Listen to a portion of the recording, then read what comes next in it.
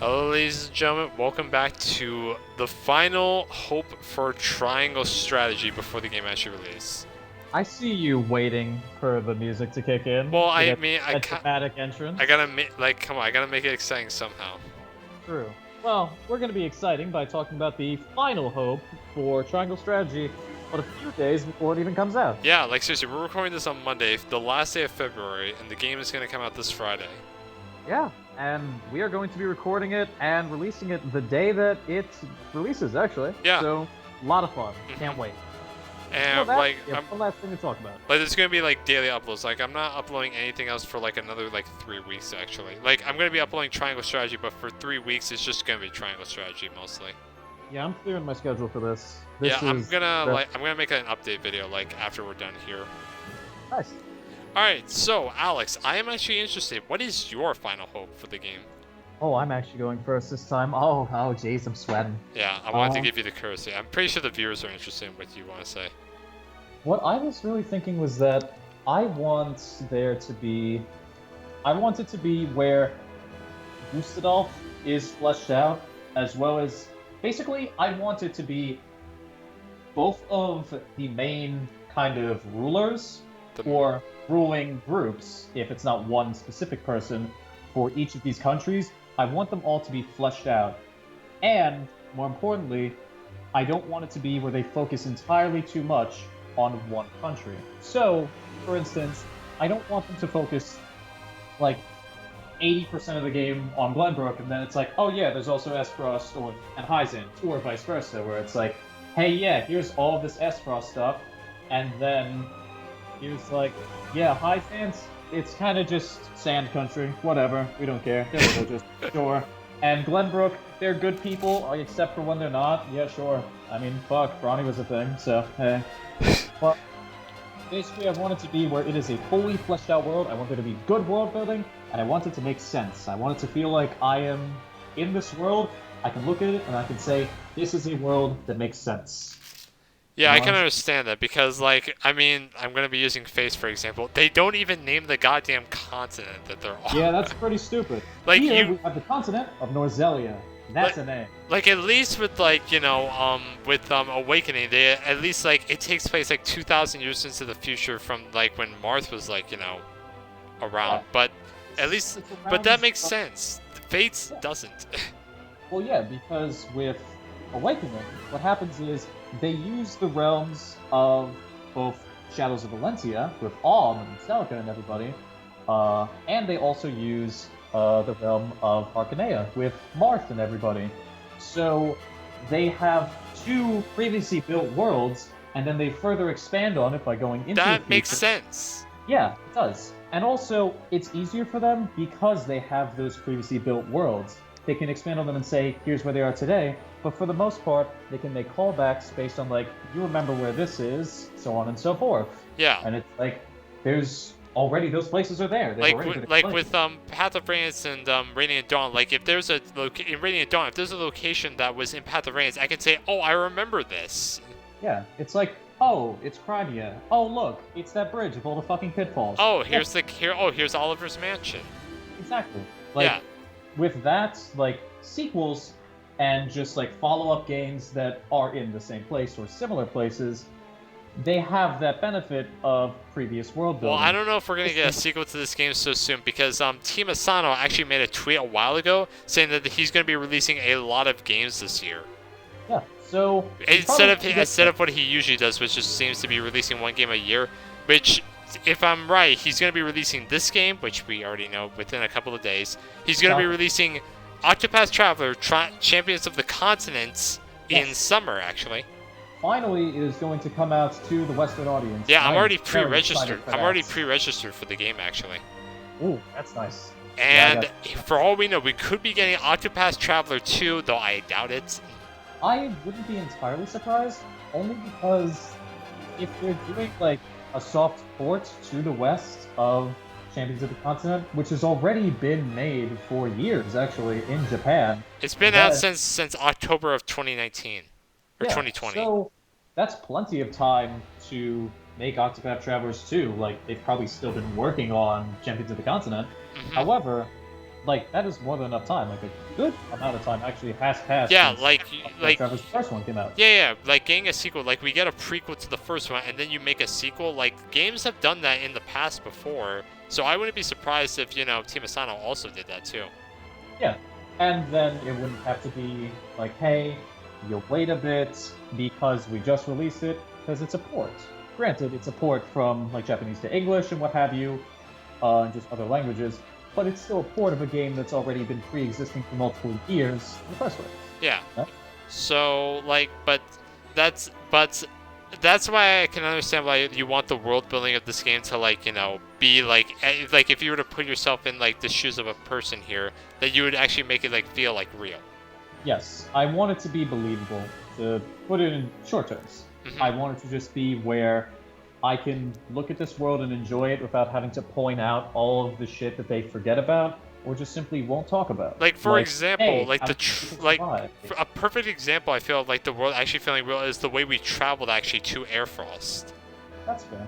Yeah, because we get to see we go by boats, and we get to see like the all of Air Frost and all of its glory, like the giant gates, this town that was itself. amazing. The gates were amazing, but we also got to see like obviously the voyage there a little bit.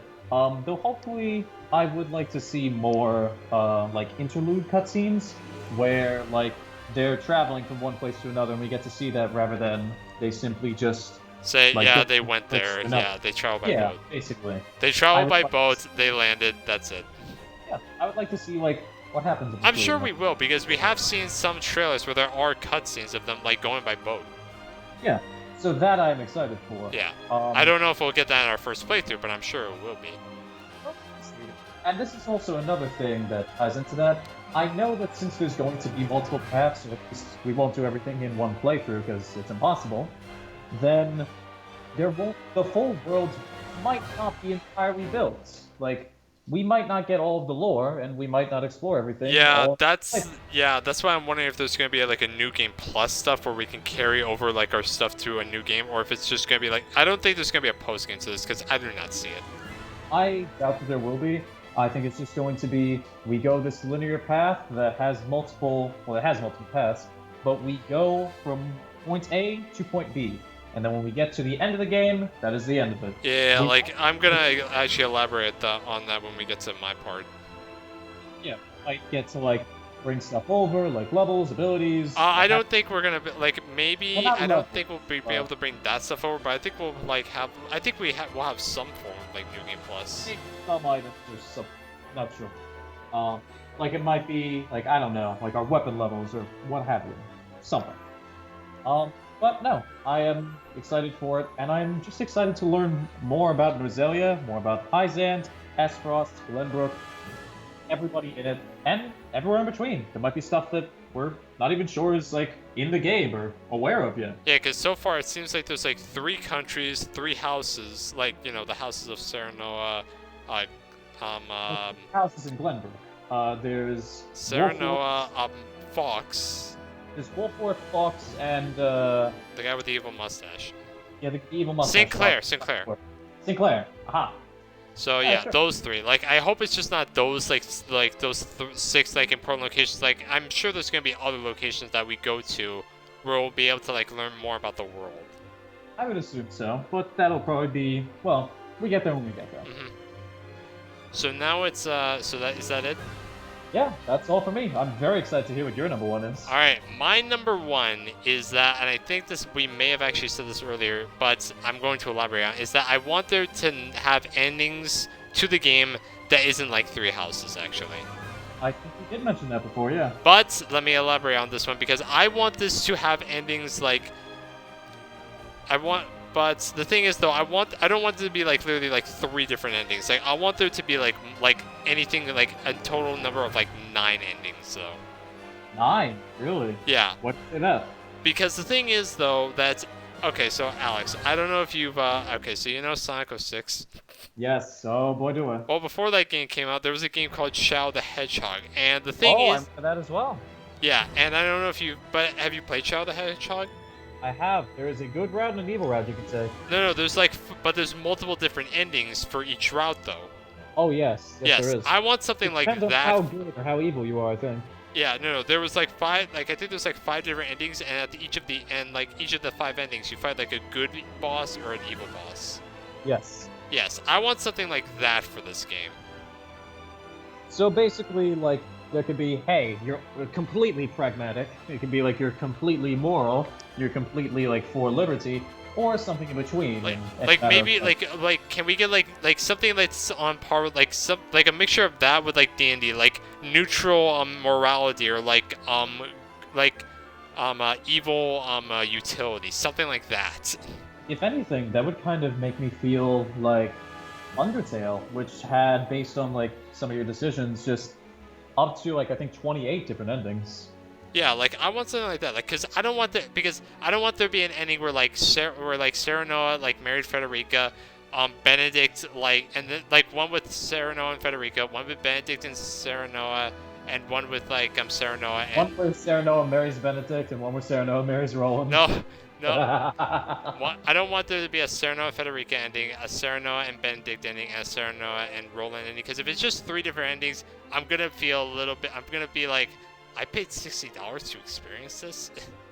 Well, I think that's alright, but I also think that having more of these, like, it would feel like your opinions and like your choices really matter, rather than like, okay, you've mostly been in this one route, therefore you're going to be completely committed to this. It's like, well, you also did some of these things, so this will factor in.